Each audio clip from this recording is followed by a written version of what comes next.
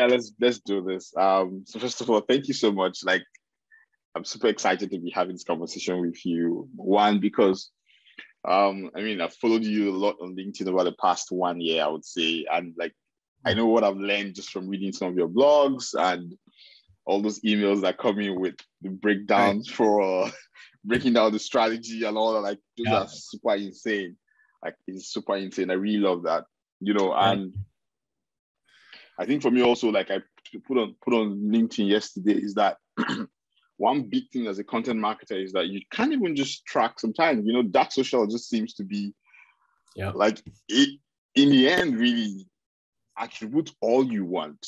Right. You really can't track where everything is going to, because even right now at work, we have that problem where we put our content and then we get some demo requests and we're like, where are these guys coming from? What did they see? You just can't find it. Can't find it. And no. Yeah, and I'm like, my assumption is that we pretty might never be able to find it at this point in time. But I feel like at least what you can probably do is at least find a way to kind of start to seed those conversations, because then that's why it feels like a lot of distribution work is a bit manual. In the sense, there doesn't seem to be any tool yet that allows you spread everything across. You have to build, you have to build that. There's no Amazon for content distribution. You have to build that out yourself,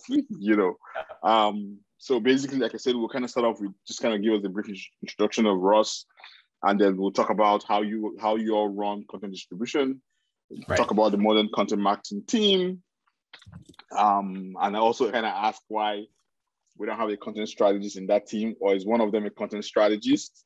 And then we can get follow up with all the questions basically that we all have, and then we can open the panel. Open the chat to people to ask questions basically. Great. I love it. This is going to be good. I'm looking forward to it. Thanks for having me. I appreciate the opportunity to share, and I'm seeing some familiar names in the chat. Yeah, Jessica.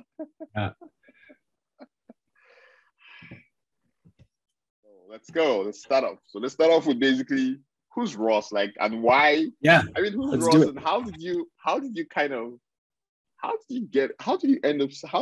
up? I don't know how to put this question. It was almost like saying, you're like one of the few content marketers who started talking about content distribution. It doesn't seem like a conversation that everybody's having. So I'm just trying to find out, why did that start happening? And just kind of who are you basically? For sure. Yeah. Happy to jump into it. So Ross Simmonds, digital marketing strategist, entrepreneur. So I've been creating content for a very long time. I got started accidentally, you could say, when I was in university. I was creating content about sports. So I'm a big football fan and was writing about football for many months, many years, and was able to attract people all over the globe. And when I started to see people from all over reading the content, I was like, this is cool. This is a really interesting dynamic where I can reach people all over. So I continued to create content. But as my marks went down, because I was running this blog while I was in university, my mom told me, Ross, you need to get your marks back up. So go write about something else. So I started to write about marketing, what I was learning in school. But when I pressed publish on all of those pieces of content, they weren't getting as much traction, as much engagement as the content I was writing about fantasy sports. And I realized that over time, I had built up an audience with the fantasy content and fantasy football and sports.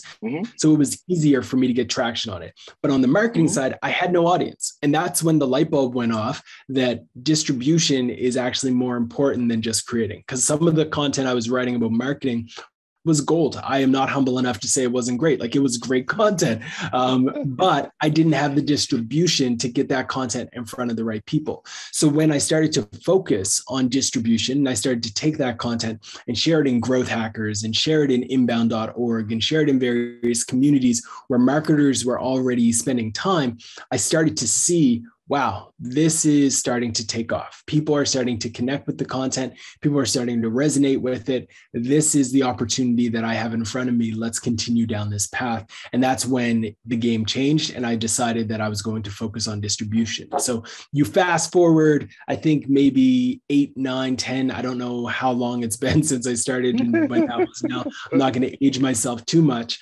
But you fast forward to today, and I've kind of been just like one of the early people talking about content distribution, and it's been a topic that has resonated with a lot of people. Oh, cool. Yeah, I mean, that's actually interesting. Gosh. I think I'll just kind of follow up basically with, And how is that define how you manage or how you drive content distro in your agency and as a personal brand? I mean, I was going through a distribution challenge and it's pretty interesting. I mean, some of the thoughts there, like I really love the idea of the pillar asset. Right. And yeah, and I'm just asking, like, how do you all do that internally? How do you, how does what kind of results do you see from it? Yeah. So I think a lot of folks here are writers. So I'll take you back into time a bit to like when I was creating content as like a solopreneur and how I was thinking about distribution, because I think of folks with a lot of value into this. Like a lot of you have probably created great content over the last few years that showcases your skill set, that showcases how good you are, that showcases your way of thinking, that showcases that you know the industry and that you can do certain things. But a lot of times when we create this content, we press publish and we hope and expect that people are just magically going to show up, right? Like Drake doesn't drop an album and then just hope people shows up. He constantly is talking about that album prior to it going live. He then on the day of it going live is putting out videos. He's putting out new content about it. But for some reason, marketers think that we just press publish and call it a day. And whether you hate Drake or love Drake, that's a whole different discussion. But the latest album is fire, so you should check it out. But at the end of the day, my point is like you need to be okay with promoting your content. And the process that we take is very straightforward. So it starts with creation. You have to create something that you believe is valuable. Once you believe it is valuable content, you need to start understanding where your audience is spending time. So for me as a marketer, I'm trying to sell to other marketers. So it's kind of meta in that way because I'm kind of trying to reach my own people. So when I'm trying to reach other marketers, where do I have to go? I have to go into marketing communities where these people are spending time. Now, let's pretend for a second that I'm not a marketer, just in case you're working with a client that isn't in that case. You're trying to reach moms. Okay, so if I'm trying to reach moms and I'm creating content about 5 things that you should know before you have a newborn, or 10 things that you should know about breastfeeding, whatever it may be, I need to go into communities where those moms are spending time and then spread that content in those spaces and in that communities and in those niches. The same thing exists no matter who your audience are. Like people would be surprised to realize how many Facebook groups there are with probably over 1 million moms just itching for content. And if they spent time going into those communities and adding value, they would unlock a ton of opportunities. The same thing can be done with marketers. I go into groups that are relevant to my industry where I know marketers are spending time, and I'll share my content in the comments. I'll spread that content in these forums and in these communities. And you should be thinking the same way. It could be as simple as joining a Slack community where there's a bunch of marketers who work at agencies or work at organizations that are aligned with your interests and aligned with what you want to do. And then when somebody goes into that community and they ask a question, hey, what does everyone think about SEO? If you've written a piece of content about SEO, that's when you drop your link. But first, before you drop the link, you're going to give them some text, some content, some messaging that's going to demonstrate that you know your expertise right there, because you don't want to seem like somebody who's just plugging a bunch of links. So that mindset of figuring out where your audience is and then being proactive consistently with delivering value and adding your content to it as well is how you are able to drive meaningful results on the back of content. It gets way more in depth and we can talk about this stuff for like hours. But like then you can essentially, as you start to identify, yes, this channel works, you can start to create a checklist. And there is a distribution checklist that we've put together that's free for you to download. Check it out. And what you can do when you download that checklist is you can start to add things that are specific to you. So where we say, share this in a Facebook group, you could say, share this in this Facebook group, share this in this Facebook group, share this on this Instagram account, or share this on this subreddit. So you want to niche down and have specific things that you want to do. And then once you have them, you just do it time and time again. But yes, as you mentioned at the beginning of this call, it is a manual process. It is not something that you can just automate and consistently do very well. You have to put in the time to do it manually, but that is where you get the best rewards. Yeah, and just kind of building on that question. So you know, as marketers, we are kind of sometimes, I mean, especially when you think about what happened in the world, maybe like 4 or 5 years ago in tech, you know, viral coefficients and all that. Right. listings. Oh yeah. So now, aside from, and I kind of believe that you really can't create content to be viral, and but some people argue that that's possible. But I Right. think the question for me is there some role of strategy in saying that when you're designing content from the get-go, is there something you do that makes it easier to distribute? Or, I mean, you've created content itself, and then now you do the work of now trying to find where to distribute it. And so I'm just trying to see, is there some work done before distribution that makes it much easier? There is. So what I always advise people to do is look for content market fit. And what content market fit is when you have a complete and consistent alignment between the communities where you want to spread your content and the type of content that they already have demonstrated they have an interest in. So the way that you do this is you're going to go into these communities and you're going to look for trends. You're going to look for trends to see what type of content do they consistently engage with time and time again. For example, let's say I'm trying to connect with people who are interested in the future. I'm going to go to a subreddit like Futurology, which is a subreddit that is focused on all of the trending things that the future is going to bring us. If you sort the content in that subreddit by top posts, you'll notice a trend. You might notice that all of those posts are talking about AI. All of those posts are talking about Elon Musk. So with all of that, with those two insights alone, you should be able to create viral content. What do I mean? You take the concept of AI and you blend it with the concept of Elon Musk. And you say, here are 5 things that Elon Musk has said about AI that will predict the future. So because you know that this community loves Elon Musk and AI, and you can write this piece of content, when you come back to that community with that exact same piece of content, they're going to love it. They're going to adore it. They're going to be interested in it. A great example of this in the wild happened at Foundation when we created a piece, excuse me, called the Unbundling of Excel. So we wrote a piece called The Unbundling of Excel, and we created a visual that showed why SaaS companies are competing with Excel more than any other service or solution in the world. So for us to create that piece, we needed an insight. We needed an insight that, one, tech founders and entrepreneurs love the idea of Excel being the ultimate product. So let's talk about that. We know that tech founders love the idea of unbundling things and how that's a concept. They've talked about the unbundling of Craigslist. They've talked about the unbundling of all these things. So we took those two insights, as well as the fact that an article written like 8 years ago about the unbundling of Excel just didn't go off and get as much traction as it could have.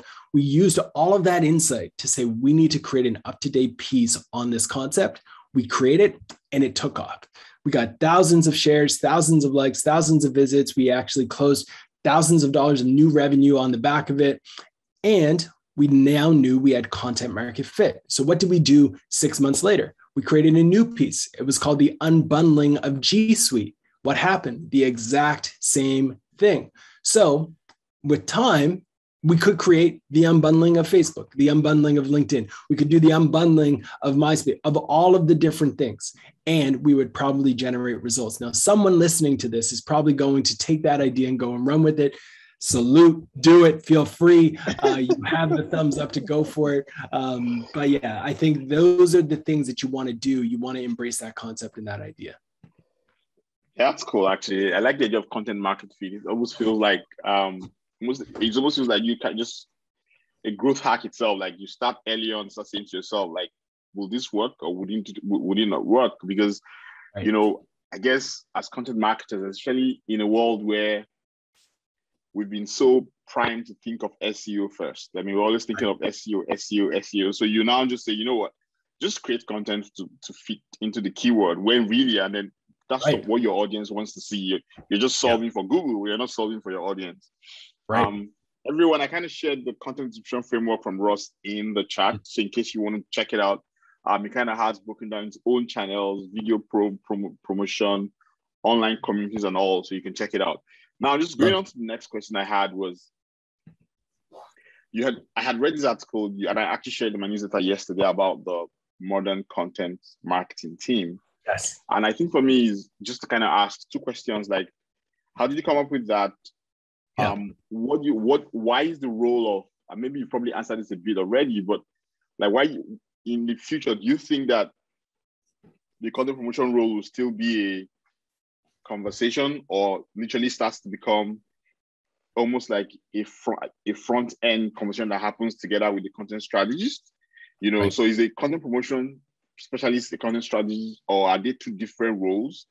Just trying to understand how you came up with that, and what that portends for content marketers or people who are starting out. Like, how do you start to think of your career? Like, what do I start to learn now? Yeah. So I think the three roles that we outlined were content creator, content distributor, and content optimizer. So those were the three key different roles. The content creator is the person who's writing the content, writing blog posts, writing the stories, etc. They're great at copywriting. The distributor is the person who has channel expertise. So they're spreading that content on Facebook, on Twitter. They can write a great Twitter thread, write email, all that stuff.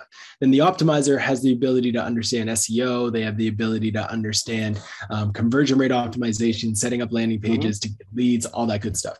So those are the three roles that I've considered and called the ideal marketing team as like a starting point. So where does the strategist fit into this role? I believe that the creator, the distributor, and the optimizer all need to have a mindset of a strategist moving forward. I think we need to be able to strategize fundamentally as marketers about the content that we're creating. So you have to have some first principles around strategy ingrained in you and taught to you so you can execute your job well. It is not enough, I don't believe, anymore to just be a good copywriter, because the good copywriter who can just write copy is not going to have the ability to actually create pieces that resonate if they can't think strategically. I have worked with people who have years and years of experience as copywriters. They've written great ads, they've written great long form ads, they've written great TV spots, all of those different things. But if you ask them to write a blog post, an essay, a white paper, a Twitter thread that will go viral, it would fall flat on its face, because they don't have the strategic understanding of how to create content that is native to these channels. So a concept that we often talk about, and I'm sure you've all have heard this idea of the T-shaped marketer, or we believe that model to be 100% sound. We would suggest that it might be more shaped like an I, where on the bottom you have a handful of the soft skills because we think they're important just the same. But at the same time, I would say a strategy understanding is needed across the board. But as you get bigger, as your organization gets bigger, you may need just a head strategist. So a head strategist can oversee the approach, and then you can execute. So at Foundation, we have strategists. We have people who have specialties in pure strategy, and they will work with a client, they will strategize, they will give guidance, but they are also able to create if they needed to. They are also able to optimize if they needed to. So as you think about your career, my advice, if you're early in, would be to find skills in one of those things: creation, distribution, optimizing. And then once you've built that, go deeper and start to build additional skills around it that are going to help you be more well-rounded to make you a strategist. But strategy and the deep understanding of it is not something that you can just go to school and get. Like, you have to do work to become a strategic thinker. You have to spend time reverse engineering the success of other brands. If you spend probably a good chunk of time reading the content that people like Jessica have put together on Foundation's blog, like, you can read that and you can level up your strategic thinking. So that would be my guidance. It would be for folks to spend the time providing strategy recommendations to their clients, spending the time doing the work, and that will help you level up as a strategist. And then once you are able to think strategically around why certain content should exist, what the goals are, and then come back with recommendations on how that strategy should be developed, that's when you can start to unlock some amazing opportunities. Thanks. That's interesting, actually. So just to kind of build on that question, now, do you think that this will it still be a niche role, or like content distribution specialist? Will it always be a niche role, or is it something that at some point will kind of start to lead the conversation? Yeah, good question. So I think I think distribution as a role is going to become more and more prominent. I saw a tweet a while back about someone being a chief distribution officer. And I think that we're a few years out from that happening, but I think it's a reality that it could potentially be that important and that it will actually play a role in the future. When we get into bigger, larger organizations, when you're talking about the companies that have multi-billion-dollar market caps, yes, a chief distribution officer might make sense. Somebody who leads pure play distribution, 100%, or a director of distribution, a real possible. I don't think that they will replace the CMO. Like, I think CMO is still going to be within organizations the like front runner as a marketing role, and that's going to continue. Then we may have things that are modified to be like chief revenue officer or director of revenue, director of marketing, things of that nature as well. But it will all trickle down from that. And then you could argue that there will be things like creative directors. Now, that's a role in particular that I think is under complete remixing and adjustment. The creative directors of the past could just smoke a cigar and sit back and say, beautiful, that's a gorgeous ad, that's so special. Yeah. You can approve it, it's done. But the creative directors of the future, I believe, are going to be people who can create and have the skill set to create content that connects with culture. And if you can create content that connects with culture, that is going to be someone who I believe is better suited for that creative director role. And you will start your career by creating. So as a creator, you have to always have your pulse on culture. Now, people, when I say culture, can start to misconstrue what I'm talking about, but you have to understand in the phrase culture, there are subcultures as well, right? So there are multiple subcultures that you could go after. There's a subculture of moms. There's a subculture of immigrants. There's a subculture of artists. There's a subculture of IT professionals, of cryptocurrency, of marketers, of growth hackers, of inbound marketers, PPC marketers. Like, these are all little subcultures that have little nuances that as a creator, you can focus on, and you can start to understand that culture. And when you understand it well, you can consistently tell stories that resonate with those people.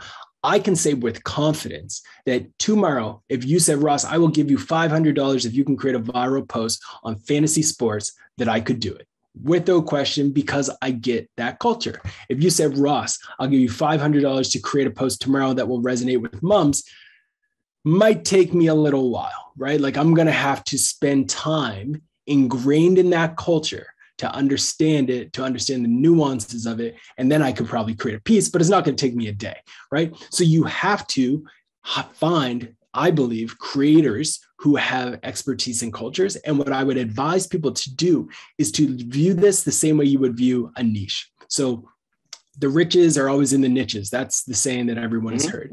So if I was early on in my career, I would have taken the same approach that I eventually got to. But early on in my career, I said I couldn't do marketing for anyone. I'll do marketing for healthcare. I'll do marketing for SaaS. I'll do marketing for restaurants. I'll do anyone. But I would advise that you find a subsector of a community, of a group that you want to work with, people that you like, people that you can say, yeah, these are the type of people I want to be around, and then start creating content for those people. Fintech is a great niche right now. It's blowing up. It's super popular. Like, everybody is in it. If you create content in that niche, it's going to resonate with folks. Similarly, there's things like crypto. There's things like NFTs. You can think about these different subcultures and become an expert in it today. And I believe truly that if you fast forward 5 years, you're printing money on the back of your expertise that you are able to get by building value today. When I first jumped into that idea of niche, I said, I'm going to go into startups. I'm going to go into SaaS. And this was probably about 6, 7, 8 years ago. Fast forward, now I'm seen as an expert in this space. But at the moment, in the time, all I knew was fantasy sports. All I knew was what I learned in university. But I was able to spend time in that community, understanding the culture. And you fast forward, and now we have a business that has 25 plus people. We're growing rapidly, and we're always hiring. So folks here, by all means, drop me a line. I would love to connect.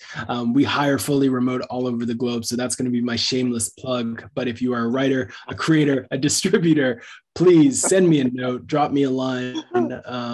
Yeah, and I think Jessica's around. You can drop her a line too. But yes, keep us in mind. Sure, sure. I think now I kind of get into the questions that people had sent in, and then we can kind of open it up to see if anyone else has questions. But I think the first one I kind of start off with is, and I really like this question: is there anything like over distribution of content? And if yes, what does it look like? Or are you always in the infinity mode of distribution? Once you press publish on a piece, it fully goes into distribution, right? Yeah. Well, I'm curious though. I'm going to throw the question back at to you because you're doing all the question asking. I want Dozie's thoughts. What do you think? What do you think, Dozie? I want to flip this around a bit. So I kind of think that I don't think there's anything like over distribution actually. Right. I think there's over distribution when you distribute in the wrong channels. Like when there's lack of content market fit, then I probably think that at that point in time, it will feel like you're distributing wrongly. So you feel like, oh, you're disturbing me because I don't want your content. It doesn't resonate with me. So I think that's my thought. I don't know if that's I would agree. Like I think it takes a lot to get to over distribution. Like you have to realize, here's the thing about distribution that is so powerful. When you share something today, you're probably not going to reach everybody who is in that subculture that you want to connect with. So you fast forward 5 days and you share it again. Okay. So now you've increased your percentage from 5% to now reaching 10%. When you reach 100% of the people in your subculture that you want to connect with, and they've seen that content and the content you've created is valuable, then I would say over distribution. Now you can stop. But here's what's even more interesting. Ideally, you're in a niche that with time is going to have new entrants into the market. So if new people are being born or new people graduating and new people are entering an industry, then those people are going to constantly move that percentage back versus forward. So will you ever truly reach 100% acquisition and reach for your content? Depends on how small your niche is. If you said that your only target market, your only audience, the only person that you want to connect with is, I don't know, Drake, and Drake sees it, job done. Don't distribute anymore, right? Like if you say you just want a certain CEO to see your content and they see it, your job is done. You don't need to distribute anymore. But if you want thousands, if you want millions of people to see your content, you have to always be promoting. Like you can't stop until the job is done, which will never happen. Yeah, then throwing you back to another question, back at you again. And it's almost kind of build it up on that. So like, how would you measure the success of your distribution strategy? Like, does that depend on what your KPIs are, or are there standard metrics you can say to yourself, okay, yeah, this is working? Yeah. So there's a few that we look at, but it always depends on the channel itself. So on Twitter, for example, a successful thread and the metrics are going to be based off of how many retweets it generates and how much traffic comes off of the link to a newsletter or subscribers, et cetera.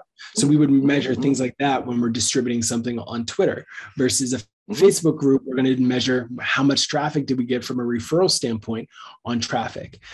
So when you're doing distribution and you're spreading it those ways, those are the types of things that you look at. But more than anything, every single piece of content you create should have a goal. And a lot of the content that I develop, we think about it as like, if we're creating a piece of content, the goal that we want to accomplish here is actually generating more interest in Foundation as a brand and getting customers. So when we press publish, the traffic's great. We don't care too much about it. The shares are great. The likes are great. Having a viral piece is great. Those are all nice things. But when somebody reaches out and they say, I read this piece on Masterclass, I read this piece on Airbnb, can you talk us through how you could do that for us? And then that person eventually says, here, we would like to work with you. Here's some revenue. Here's some cash. Like, let's actually do a transaction. That's when I know that that piece of content has been valuable. Some of the content assets that we have created have generated millions of dollars of revenue for the company, right? And that is because we've created content assets that we know, first and foremost, the most important thing is that it resonates with this audience, that it gives value to this audience, and that it ultimately leads to this audience wanting to work with us. So if you can do that, that's the metric. Traffic doesn't matter that much when you're distributing things. What matters is whether or not somebody comes out of that and says, yes, here's my credit card, let's work together. Cool.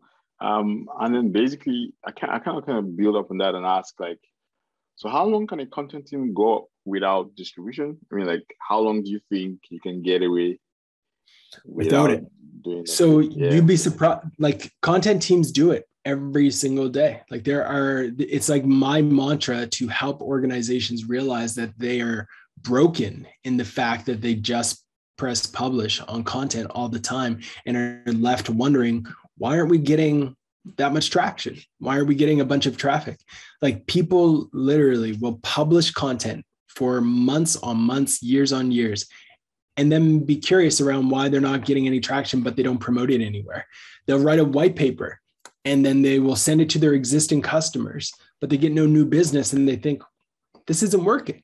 It's not working because you're not promoting your content. So the organizations that thrive and survive on the back of just pure play creation do it because of luck and because they probably have a great product, they have a great story, they have a great value add, et cetera, but they could be doing so much better. And the same thing exists with individuals. The same thing exists with marketers, with writers, creators, et cetera. Yes, it is great that you are able to thrive and survive on the back of just pure play creation or whatever engine you have operating in your business today. But it would be so much stronger if you distributed your content as well. It's the same thought that I have always had around like doing sales outreach. So sales outreach is something that I've never done. I've never opened up my inbox and said, I'm going to send 100 cold emails this week. Never done it. No interest in it. It makes me uncomfortable. I'm not a fan of it, so I don't do it. But some people do that and they are able to generate $1 million business on the back of it. The same thing exists with distribution, right? Like you can do it or you can't. You don't do it, you do it. All I'm saying is it's a better way to do it. If you do distribute your content, you're probably going to get a better result than you would if you didn't distribute your content. Makes sense. And then just also again, one other question that came through.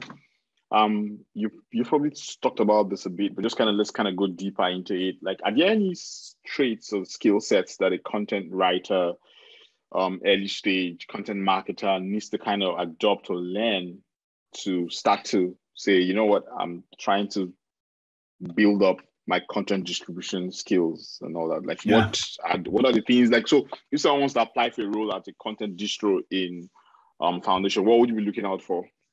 Yeah, so there's a few skills that I think are super important, and some of them are pretty soft. Like they're not necessarily the most hard skills that everybody would think about. But the first thing that you need to do if you want to be a great distributor is you do have to understand storytelling. Like storytelling is an important thing that you have to understand. You have to understand the importance of having a strong lead. And then you have to be able to take the concept of a strong lead, which is essentially an intro, and you have to be able to say, how does a strong lead work on Twitter? How does a strong lead work on Instagram? How does a strong lead work on LinkedIn, on Facebook, on Reddit, all of these different channels? You need to apply that storytelling writing concept to all of those different channels and be flexible to move through all of them with that same lens. So I would start with that fundamental understanding. And then you have to understand simple things. Again, it goes back to storytelling around how to have a captivating conclusion, how to have a conclusion,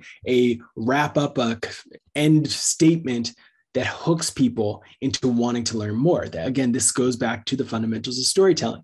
So you have to think about, when you sign off on that Twitter thread, what are you going to say that's going to come off human? What are you going to say in that LinkedIn post that's going to come off human? All of those things need to be done throughout. And then in your story throughout, you need to be able to say, like, how can I keep people hooked? How can I make people want more? Like there's an idea of the bucket brigade. And if you're not familiar with bucket brigades, I suggest you like read up on them and study them, but like leveraging those types of fundamentals are important. So that's just like one element that I think is important. And then it gets into things like teamwork, right? In teamwork, it's oftentimes hit or miss, right? Like sometimes you're not a team person, and I would say you're going to have a hard time with distribution because the creators of the content, the people who are creating the things, are going to deliver you with an asset, and then you need to distribute it. So you have to get into their mind. You need to work with them. You have to better understand the story. You have to understand why they did certain things, and then you need to be able to spread it for them.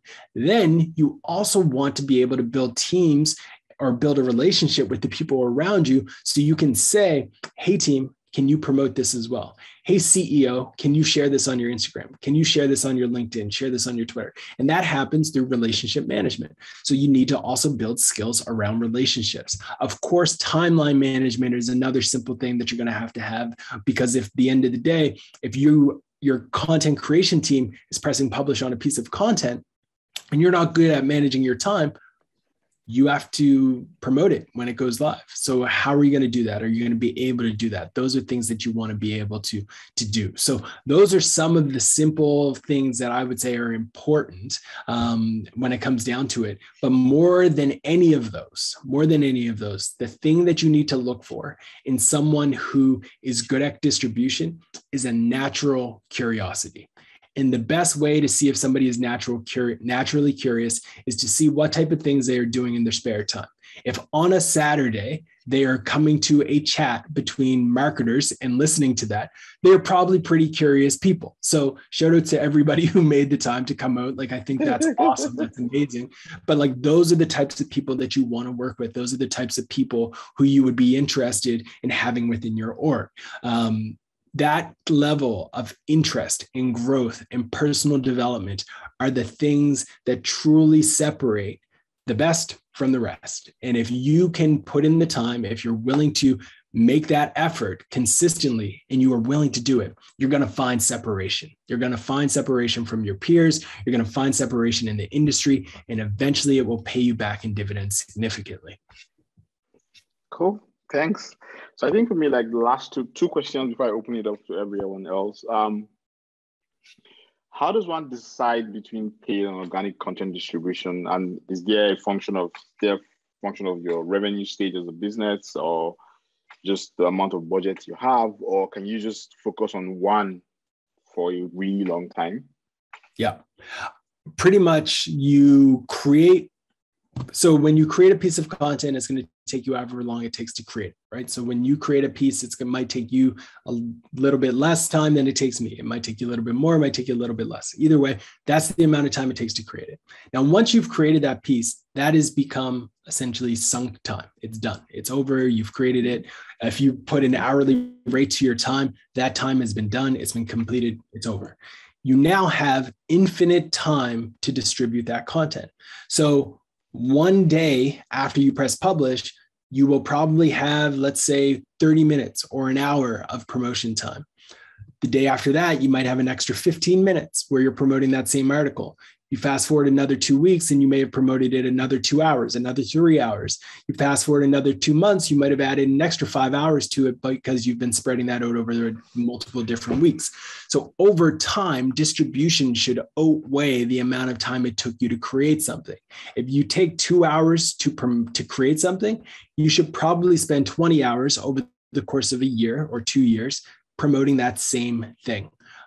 Writing new tweets, writing new stories, coming up with a carousel, resharing, re-uploading that to LinkedIn, re-uploading it to medium.com, all of those different things. So let's get tactical with it for a second, because I want to make sure folks get a glimpse into how this could work. You write a piece of content. It's taking you 2 hours. It's about marketing and it's fire. You think it's great. It took you 2 hours to write. You press publish on your blog. Great. Most people will send a tweet and they'll call it quits, and that's the end. That's not the best approach. What you should do, send a tweet. Great, awesome. but you're also going to write a Twitter thread. You're not only going to write that Twitter thread, but 2 days later, you're going to retweet that first tweet that you had, so it shows back up in your newsfeed. You're then going to take that entire Twitter thread and you're going to write it in a way that can show up on LinkedIn. You're going to copy and paste the Twitter thread. You're going to rewrite the introduction so it's more aligned with the interests of people on LinkedIn. You're going to throw in 3 hashtags that are relevant to people on LinkedIn. You're going to press publish and you're going to share that same essay there. That all happens in the first 2 days. You're then taking that same concept and you're going to share it in a Facebook group that you're in, and you're going to ask people in that Facebook group, if you are tight, kind of like the people here, to actually share it on your behalf. You would appreciate any love on this content. You're going to share the tweet that you shared or the Twitter thread in that same thread on the comments, and you're going to ask them to retweet it. So then you're getting more retweets over there. You're then going to take that same content, go into your Slack community where you have some people that you're connected with, maybe a team, and you're going to ask them to share it. Then you're going to slide in the DM of 5 people who you mentioned in that article, and you're going to say, hey, check out this piece that I wrote. I think you're going to like it. And then they're going to like it. They're going to retweet it. They're going to share it. That is all happening in week 1. Week 2 happens. You write a new Twitter thread that's about the same exact topic. You are then taking that link and you're going to upload it to medium.com, and you're going to import the URL so it automatically uploads as an entire new piece, but it's going to use a canonical URL so it makes sure that you don't get outranked in Google. Then you're going to take that same piece and you're going to upload it to LinkedIn Pulse. So now you have a piece of content on LinkedIn Pulse that is actually the same article that you've written somewhere else, but it's going to be cut off halfway with the CTA telling people if they want to read the full article to go to your website. Then they go to your website and they're going to get the rest of the content. Now, don't forget, you already have an email list. So you're going to include an email to that original blog post to your email list so they can get that as well.